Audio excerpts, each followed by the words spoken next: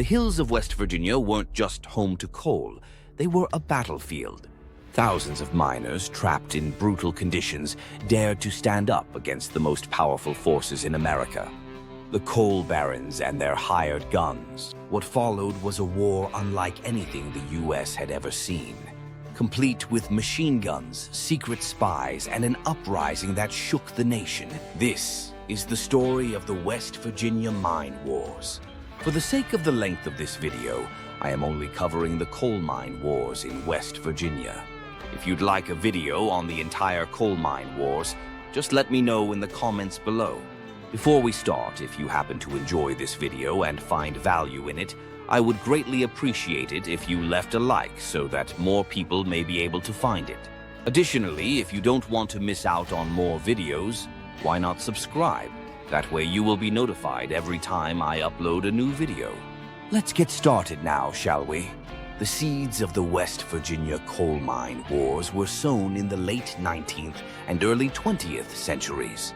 Powerful coal operators like Justus Collins and the Consolidation Coal Company rapidly expanded their operations throughout the state's southern counties.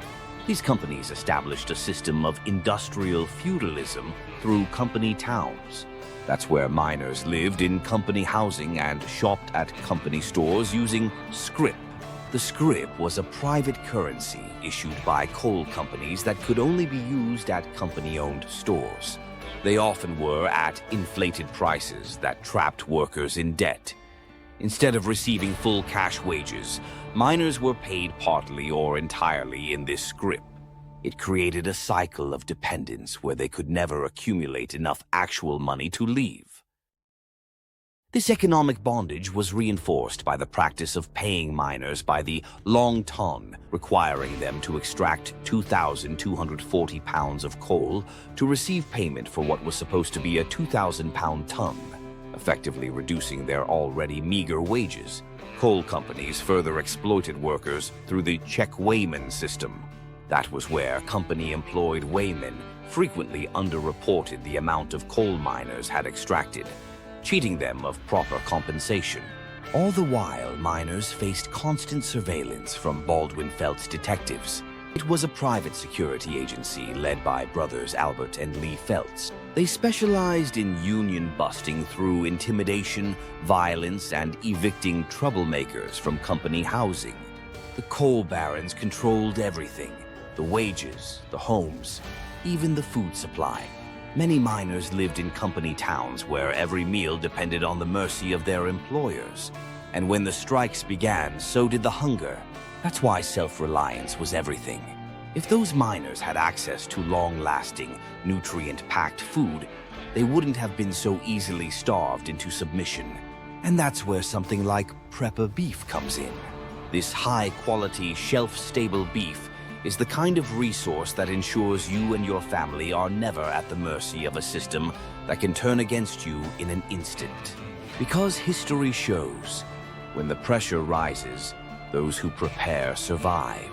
Check out the link in the description and stock up today. These oppressive conditions worsened by minimal safety regulations and frequent fatal accidents.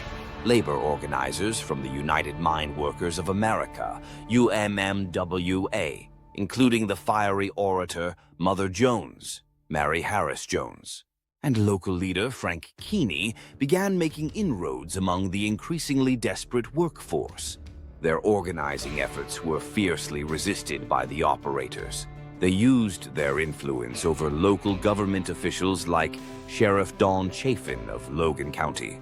He received substantial payments from coal companies to maintain their iron grip, creating an increasingly volatile situation that would soon erupt into one of America's most violent labor conflicts.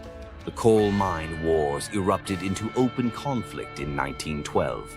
That's when Paint Creek and Cabin Creek miners struck against harsh working conditions after operators refused to renew their union contracts. When workers walked out, coal companies swiftly evicted them from company housing, forcing families to establish tent colonies along the creeks. Governor William E. Glasscock responded to coal operators' demands. He declared martial law and dispatched the West Virginia National Guard to the region. The situation escalated dramatically when coal companies hired the Baldwin-Felts Detective Agency to suppress the strike. These armed agents established machine gun nests mounted on an armored train nicknamed Bull Moose Specials. They patrolled the valleys, occasionally firing into the miners' tent colonies. On February 27, 1913, the violence reached new heights. That's when Baldwin-Felts agents opened fire on a miners' settlement, killing multiple people, including women and children. This brutality drew national attention, particularly after labor activist Mother Jones was arrested and held without trial for weeks after attempting to organize the miners. The federal government eventually intervened when the Senate's Kern Committee launched an investigation that exposed the coal company's tactics. Although the miners ultimately won some concessions, including the right to organize and shop at stores outside company towns, these initial conflicts merely set the stage for the even more violent confrontations that would follow in the years ahead, establishing a pattern of resistance and repression that would characterize labor relations in West Virginia's coal fields for decades to come. The middle phase of the coal mine wars reached its zenith during the 1920 to 1922 period, marked by escalating violence and unprecedented worker solidarity, following the murder of Matewan Police Chief Sid Hatfield on August 1, 1921.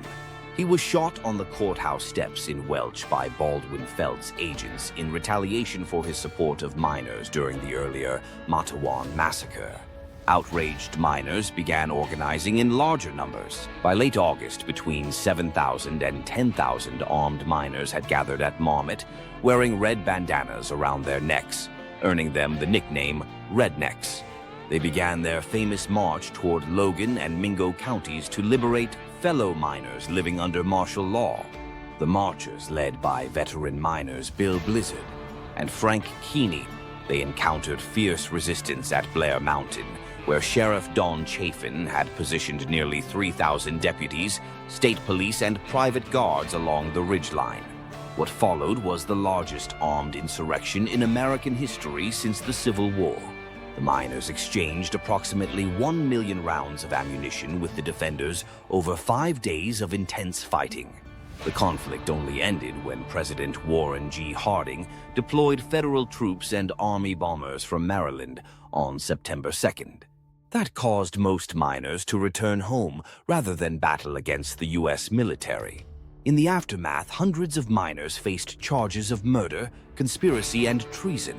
Union membership in West Virginia collapsed from more than 50,000 to just 10,000 over the next several years. This devastating defeat temporarily silenced organized labor in the coal fields, but firmly established the struggle as a pivotal chapter in American labor history, creating martyrs and lasting symbols of worker resistance that would inspire future generations of labor activists. The final chapter of the coal mine wars unfolded throughout the 1920s and early 1930s.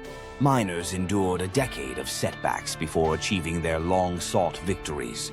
Following the crushing defeat at Blair Mountain, Union membership plummeted while coal operators reasserted their dominance through blacklisting known Union sympathizers and intensifying their use of Yellow Dog contracts, which were agreements that forced miners to pledge never to join a union as a condition of employment. The industry's decline accelerated with overproduction and the onset of the Great Depression, causing wages to fall by as much as 60% and leaving countless mining families destitute. The tide finally began to turn with Franklin D. Roosevelt's election in 1932 and the subsequent passage of the National Industrial Recovery Act in 1933. That guaranteed workers the right to organize and bargain collectively. Under the leadership of John L. Lewis, who had become president of the United Mine Workers of America in 1920. The union launched an aggressive organizing campaign with the slogan, "The President wants you to join the union." Within weeks of the legislation's passage, UMWA membership in West Virginia skyrocketed from fewer than 1,000 to more than 80,000 miners. By 1934, most of the state's coal operators had recognized the union, establishing collective bargaining agreements that secured many of the protections miners had fought for decades to achieve, including the 8-hour workday, improved safety standards, fair weighing practices, and freedom from the oppressive company-town system. While these hard-won victories came too late for many who had sacrificed their lives during the earlier struggles, the ultimate success of the labor movement in West Virginia's coal fields stands as a testament to the miners' extraordinary perseverance and solidarity, fundamentally transforming working conditions in an industry that had once seemed impervious to change. The West Virginia coal mine wars offer several profound lessons that remain remarkably relevant to our modern lives. The miners only began making progress when they organized together, showing that addressing systemic problems, whether in workplaces, communities, or broader society, often necessitates people joining forces rather than struggling alone. Today, this applies whether you're advocating for better working conditions, addressing neighborhood issues, or tackling larger social challenges. The company-town system, where miners depended on coal operators for housing, goods, and wages paid in scrip, created profound powerlessness. In modern terms, this teaches us to beware of situations where a single entity controls multiple aspects of our livelihood, whether an employer providing healthcare, housing, or education, or digital platforms that control both our income opportunities and the rules governing them. Despite theoretical freedoms, miners needed to physically defend their right to organize and speak freely. Today, our legal protections, whether for privacy, free expression, fair treatment, or democratic participation, similarly require vigilance and active defense to remain meaningful. The miners struggled for decades before achieving their major victories in the 1930s. This pattern of sustained effort, eventually leading to seemingly sudden change, mirrors many modern movements for social, environmental, and economic justice, reminding us that progress rarely follows a linear path. Miners advocating for basic dignities were branded as radicals, troublemakers, and even tried for treason. This pattern continues today when movements for change face similar delegitimization tactics, teaching us to look beyond labels to understand underlying grievances. These lessons remind us that the struggles of Appalachian coal miners a century ago were not merely historical events, but part of continuing conversations about power, dignity, economic justice, and democratic values that remain at the center of our civic life today. History isn't simply a collection of distant events, but a source of wisdom that can inform how we navigate our complex world today. Until next time, let's all learn from history together and apply those lessons to our lives.